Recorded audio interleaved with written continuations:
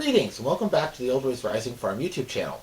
Today I've been helping my family butcher a deer, and I wanted to take a few minutes and talk to you about some of the parts that are almost always wasted. But there's some very interesting materials for crafting and making things that you can get from the feet of a deer. The first thing we're going to do, we're going to take the skin off, and we're going to take it all the way off here to the base of the toes, leaving these dew claws on. This is something that's completely overlooked in the modern world, but historically, these skins with dew claws on were highly valued for strips of leather that had ornaments built right in. Okay, and then they could be strung, sewn together in a strip, made little pouches and small things, and the dew claws would make a pattern around it. Okay, another piece of interest is the sinew, which is right here under my thumb and forefinger right there. I'll show you how to get the leg sinew out. We've already done that once before, but we'll get it out of here too. And this bone in the lower joint of the leg of a deer or a horse or a cow or anything, this is called the cannon bone.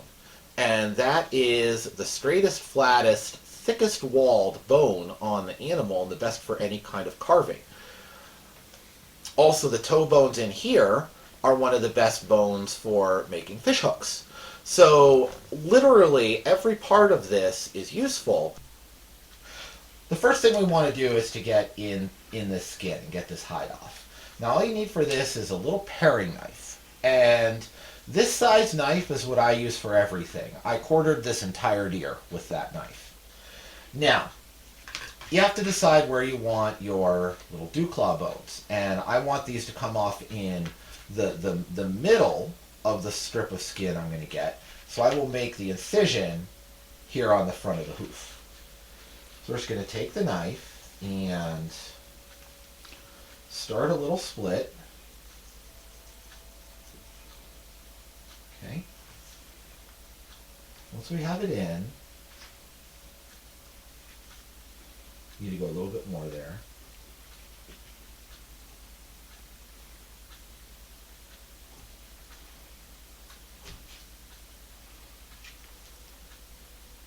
Cut a little bit of that. These are hard to get started, and then they proceed fairly easily. I'm cutting a little bit of this membrane right there along the base.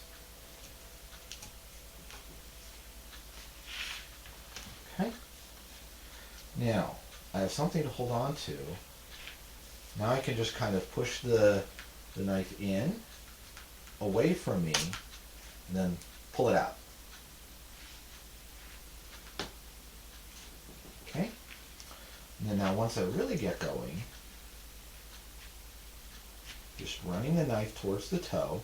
Notice the tip of the knife, I'm pushing toward, along with the grain of the hair, toward the tip of the toes. And all parts of my body are out of the way. Okay? That is a very important consideration with this. Because you don't want to go to the ER with an embarrassing story. Okay.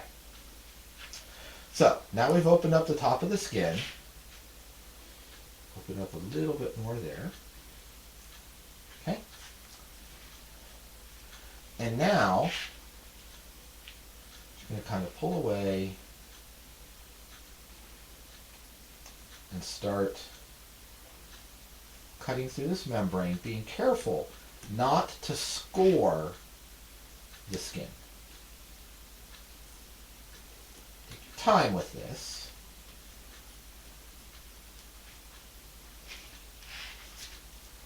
You don't need the sharpest knife in the world. Just cutting little bits of membrane where it's stuck to the sinews.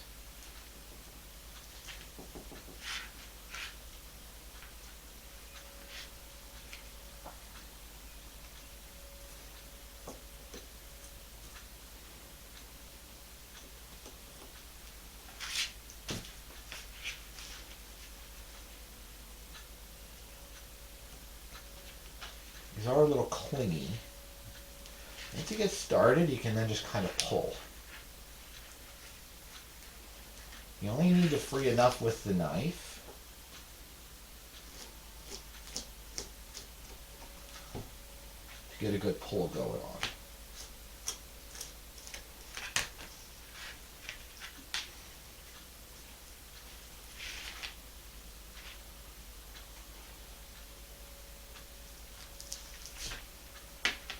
And we can pull it right down. There's that cannon bone coming out. Okay. Now we're going to get kind of stuck once we get to the base of the dew claws, because this is where that big strip of sinew attaches. That's another one of our targets for this venture. I'm going to come behind the dew claws and just cut in there.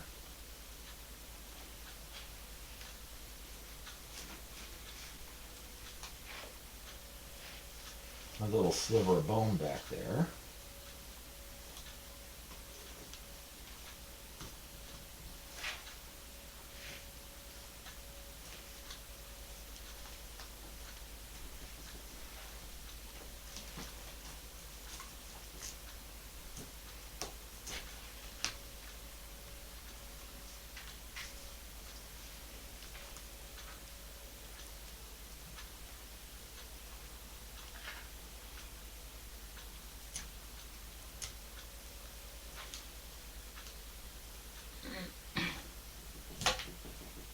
Okay, that's just a little sliver of bone. That's going to go away. Do the same over here.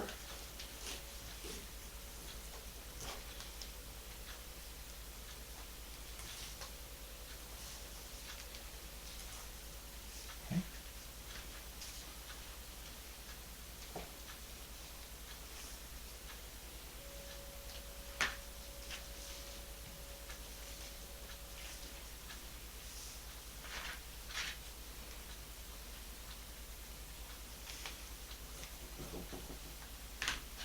This is always harder to do when you're trying to show it on camera. Okay.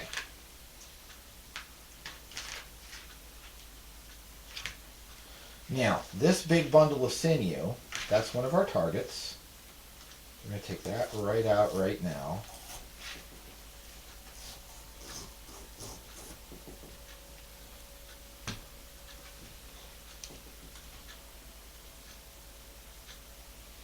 Put more down there.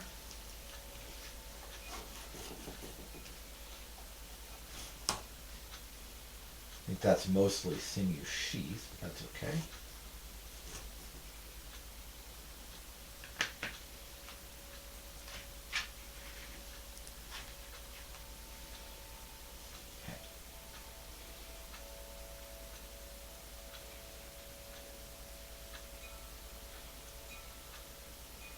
It's free when we get to it. A little bit more membrane in here.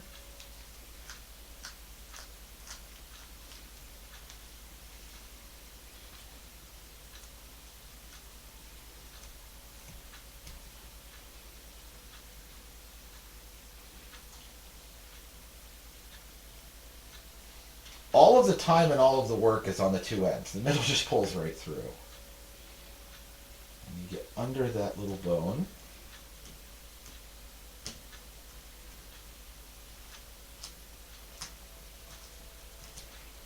Free the dew claw there.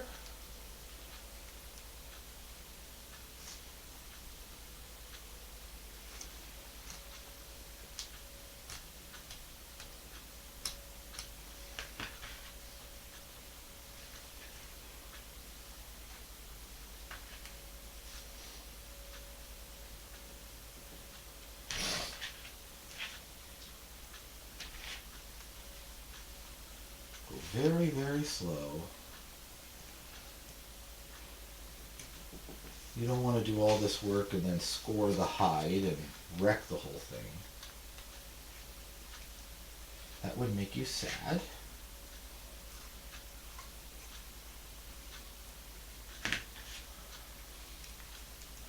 Patience is rewarded when you're doing any of these traditional skills.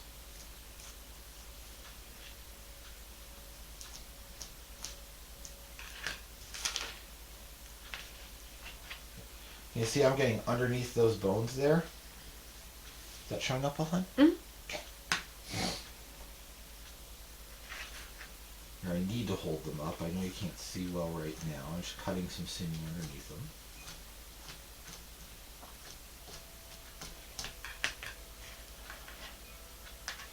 Okay. So those dew claws are free. I'm going to come up here and free this hide.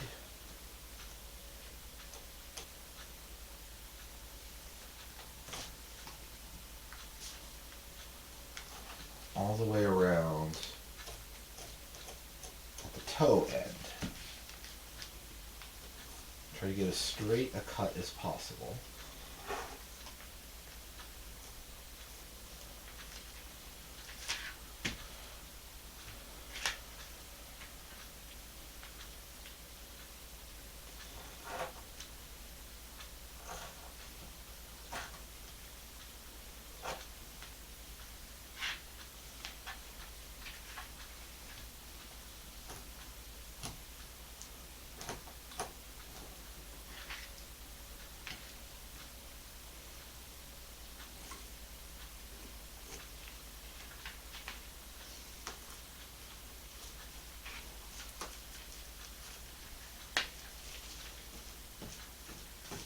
Now where you have the skin folds down in here, right in between those sinew joints,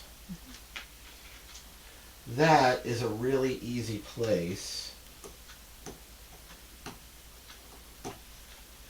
to mess up and cut through the hide.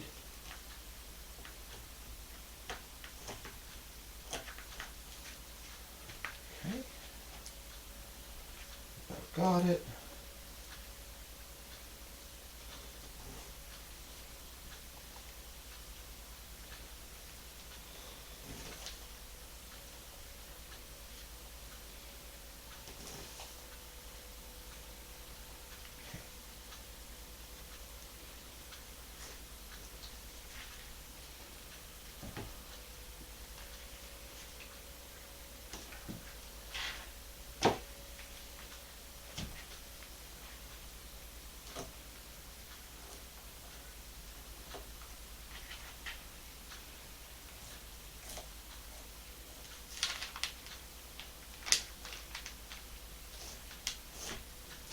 There we go. Okay. So, let me spread this out for you. That is our little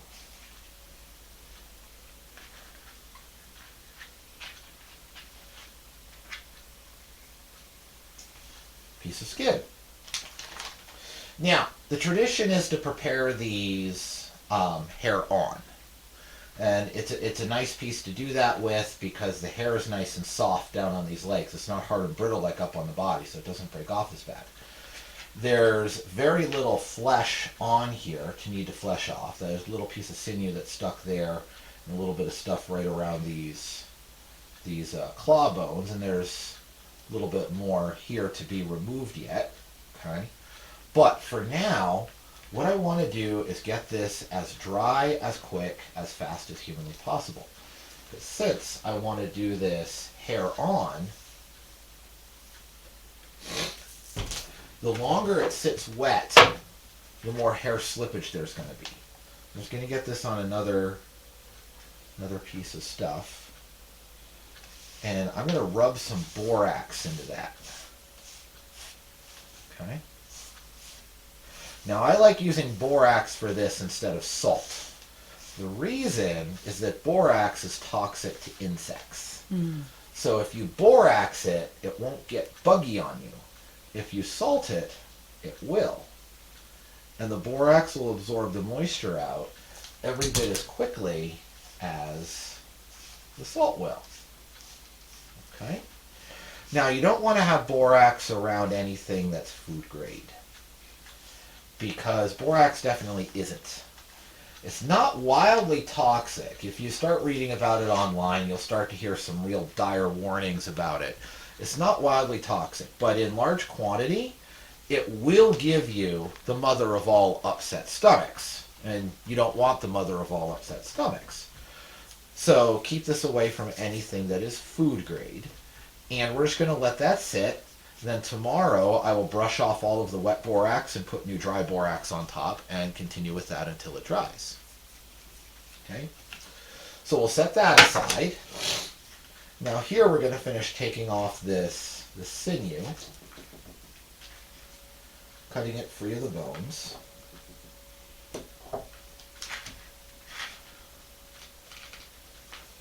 We can take this all the way up here to really join there at the base of the toes.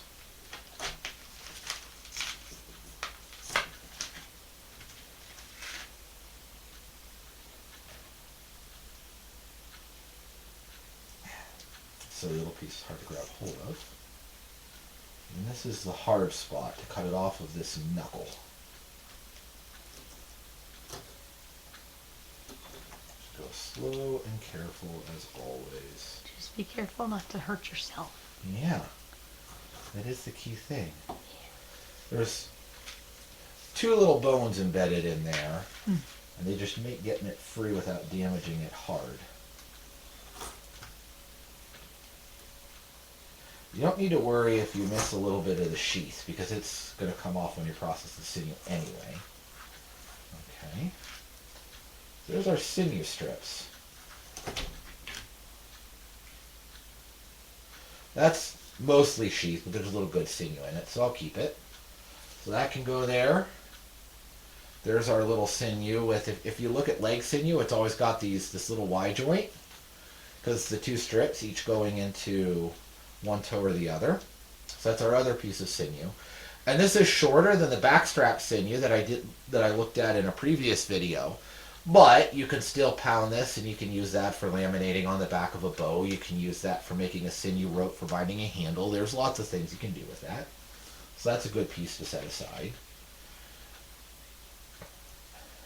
This toe bone and that toe bone, those either side there. If you file them on the side, they will, from both sides, and file them down to the middle. The middle will just be a natural hollow oval. You can cut a little section out and have a little fish hook. So those are good for that kind of crafting.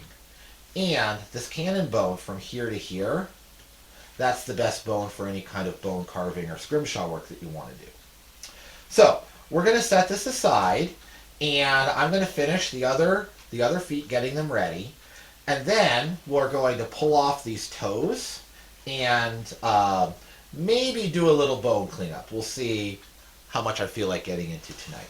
But we've made progress on our skin, and I'll see you back in a few minutes. If you've been enjoying this video and are finding some of it useful, I hope that you would go ahead and give it a big old thumbs up so that the YouTube algorithm knows that you're enjoying it. And we're going to finish up doing our little project. The last thing that we want to pull off here are these little hoof pieces. Okay, these are traditionally used, strung together, and made into little rattles. They don't clink now because they're really, really soft because I've been boiling them, but when they dry out, they do make a nice rattle sound when they clink against each other. So all we need to do to pull these off is to take our feet, from which everything has been removed, and put it in some boiling water for, around about a half hour. Okay? You just put them in, you check them, and you see if they're ready. If they're ready, you could just put a pliers on them, and they just come right off like nothing. Okay? And that is all there is to that.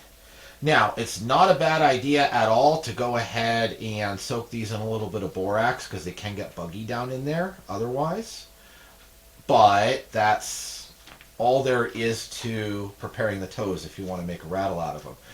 And since this is well cooked, these bones will come apart nice and come up pretty clean. So we also have the cannon bones ready, or almost ready, one stubborn thing there, for carving if you want to work with those. And you can see the total haul of sinew from this deer. Is that in view? Mm-hmm. Okay. Of sinew from this deer. So these are the back sinew strips that we prepared in a previous video. This is a hind leg sinew strap. And there's the other one of those. Okay. Everything about the hind legs is bigger than the front legs, and those are the front legs. Okay. I also got a few single pieces from the other side of the bone across here. This one was damaged, but some of the pieces across here I was able to salvage as well. So that's a whole bunch of very nice crafting material that will be used and useful in future projects. So I hope that you'll go ahead and subscribe to this channel if you're enjoying it, and I will see you next time at Old Ways Rising Farm.